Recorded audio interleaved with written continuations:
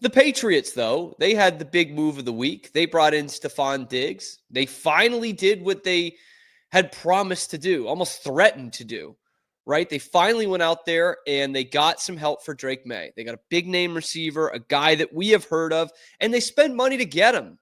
You know, it's 3 years for $69 million, 26 guaranteed for Stefon Diggs. It's essentially a 1-year deal because he's got there's team options for the other 2 years. So essentially it could be a 1-year, $26 million deal, which is a hell of a lot.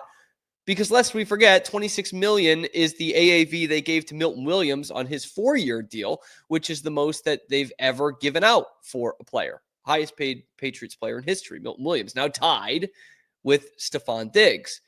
And obviously, we know what Diggs can do. He's carved up the Patriots for years with Minnesota and obviously with Buffalo mostly. And we know that he is a gamer. He is a number one receiver in this league. And most years, he's worth that $26 million just by itself. But he's on the wrong side of 30. He's coming off a major injury. And he's not just going to be the number one receiver on this team, which he was not in Houston last year. He's not just going to be the number one in New England. He's going to be the only one in New England. Because the drop-off from Stefon Diggs to everyone else in that wide receiver room is gargantuan, right? Who's next? Pop Douglas? Kayshon Boutte? Mac Hollins? Okay, they're fine. They've got a good quarterback. They've got a bad offensive line and a bad running game. So Stefon Diggs is clearly the number one guy here.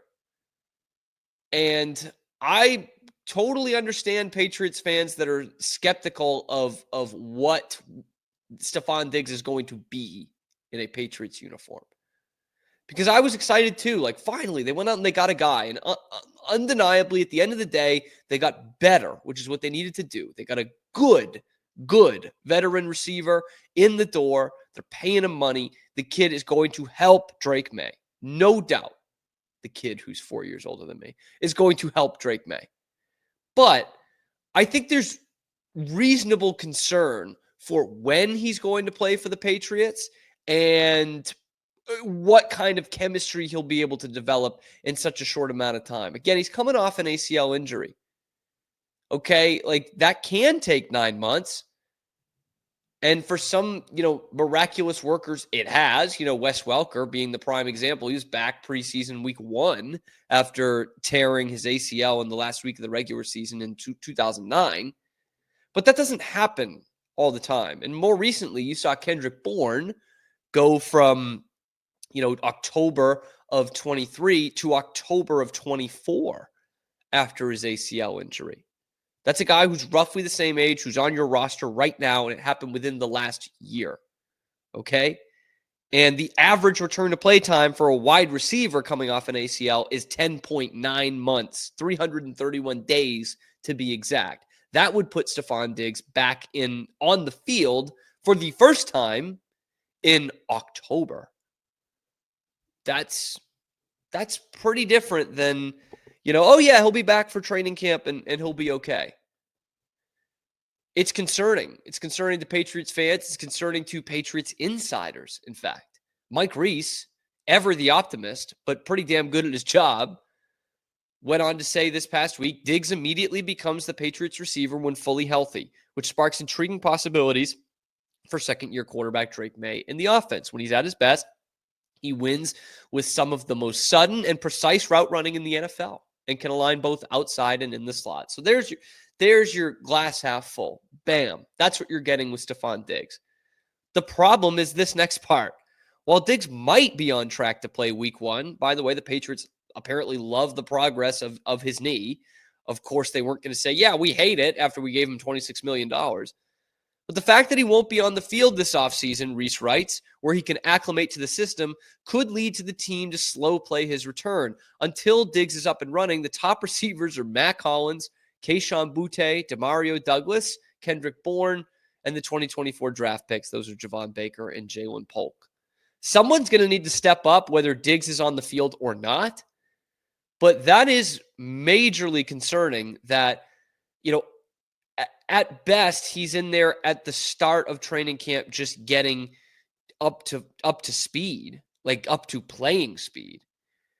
But At average, he's not going to be back until we start playing regular season games in the NFL next year. So that's a lot to get acclimated to. New offense. Everyone says, "Oh, how difficult this Josh McDaniels offense is. How everyone needs to be just manic and how they learn this thing." And then you aren't going to have him on the field till October. I still think this is a good deal for the Patriots. All said, all told here. But let's not jump to the conclusion that, the Patriots might actually, win 8 or 9 games because Stefon Diggs is on the team. I just don't think he elevates them that much because of the timetable here. Now, if you want to play out this scenario where Stefon Diggs is, he gets right back to Stefon Diggs' form next year, and you actually do have him for a second year of that contract, and you saw a step up from Jalen Polk, a step up from Demario Douglas. Maybe you get some offensive linemen now, and you've got 3 pretty good receivers for a pretty good quarterback. That is a dream scenario. But we live in reality. And the reality of this could be that Stefon Diggs will probably never get back to the Stefon Diggs that we know. And in fact, it would be a pretty big ask for a guy at his age to get back to good Stefon Diggs, let alone great Stefon Diggs. Because you look at the guys at his position who have recently torn their ACLs, it's not a great track record. Okay? I went back and looked at the receivers who tore their ACLs in 2021. For some reason, it was a big year for guys tearing their ACLs, and that was 3 seasons ago. And Stefon Diggs has a 3-year contract here. So that way you could see, you get a good sample size of they've actually played games since then, right? It's not like they're still recovering. And you can see kind of a downfall or an uptick in their production over the life of a contract that Stefon Diggs was just handed. In 2021, Chris Godwin tore his ACL. He bounced back okay, right? Obviously he had the injury this year, but he clearly got back to top form. There's a reason why he was the top free agent receiver on the market, at least targeted by the Patriots this past year. Chris Godwin recovered just fine, and he was on pace for a career year last year before he got hurt again. So let's look at some of the other guys. Robert Woods. Remember Robert Woods? Big part of that McVay offense, right? With Cooper Kupp and the like. Robert Woods was a big-time target on the outside and was a big part of that Super Bowl team before he got hurt. He got hurt in the middle of the year, and leading up to that, he was one of the best bargain bin receivers in the league, if you could even call him that. He had 3 straight 900-yard receiving seasons, including back-to-back 1,000-yard receiving seasons. He was 29 at the time he got hurt, and he had 556 yards that year before his injury. He never reached 556 yards in a season again. He was done. He was not the same player. He went from 86 receptions, 90 receptions, 90 receptions to 53, 40, and 20 this past year with the Houston Texans, which is kind of ironic symmetry here because he got more targets after Stefon Diggs got hurt. Okay, let's look at another one. Michael Gallup. Oh, boy, did he look like the next bargain receiver for the Dallas Cowboys back in 2021. He was a 26-year-old and had really been lighting it up leading up to that 21 season. Had 1,100 yards in 2019. That was before CeeDee Lamb, so you knew he was getting some attention, and 843 yards in 2020. And since then, Michael Gallup has been available, so he missed all of so he misses the rest of the 21 season. He's back for 22. He's played 31 of the 34 games since then. It's in the 2 years that he's played since then. Now, if you're doing the math here, you can kind of get where I'm getting to. 31 of 34 games, but he only had 73 receptions for 842 yards in those 34 games, which is just a yard less than he had in all of 2020.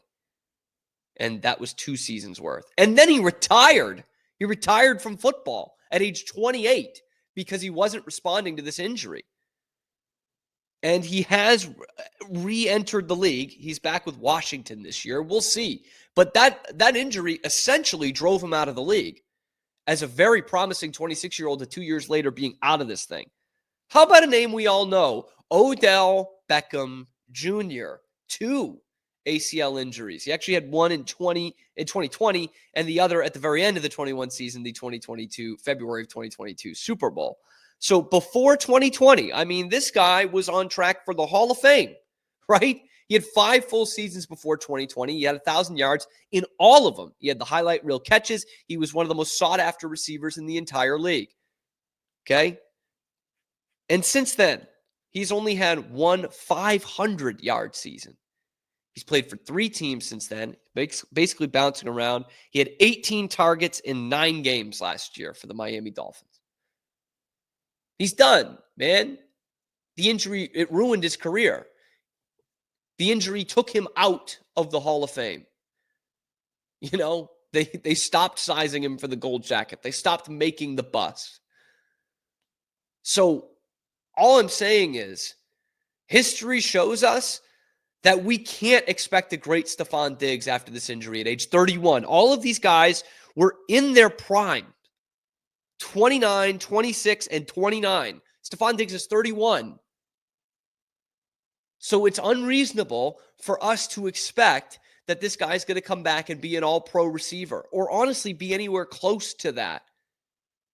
If he is a solid, above average, above league average NFL receiver, that would be a good thing for the Patriots considering the context. It's not good considering you're paying him $26 million guaranteed, but considering the context, it would be a win. And by the way, you know who took a shot on Robert Woods after he tore his ACL? The Tennessee Titans, coached by Mike Vrabel. It didn't work. So he's done this before. Hasn't worked. You're hoping that Stefon Diggs is at least a little bit better than that. But there are concerns. There's reason for red flags here. That's all I'm saying. I hope I'm wrong. I hope he's great. Because I was just as excited as everybody else for the Stefon Diggs thing. But we can't just downplay the fact that he's coming off a major injury and probably won't be ready until they actually start playing regular season games, not training camp. Let me know what you guys think in the comments below. Does this change your mind on the Stefon Diggs signing? Or how stupid am I? Let me know in the comments below. Be sure to like and subscribe. Over 90% of you that watch are not subscribed. It helps out the channel a ton. You can like the video, subscribe to the channel. You can see all the other videos on the channel, talking Boston sports like we do every weekday, high noon Eastern time, and then wherever you get your podcasts, and you'll never miss one if you subscribe to the channel. I'm your host, Cam Stewart. Zach Burke keeps us on the air every day.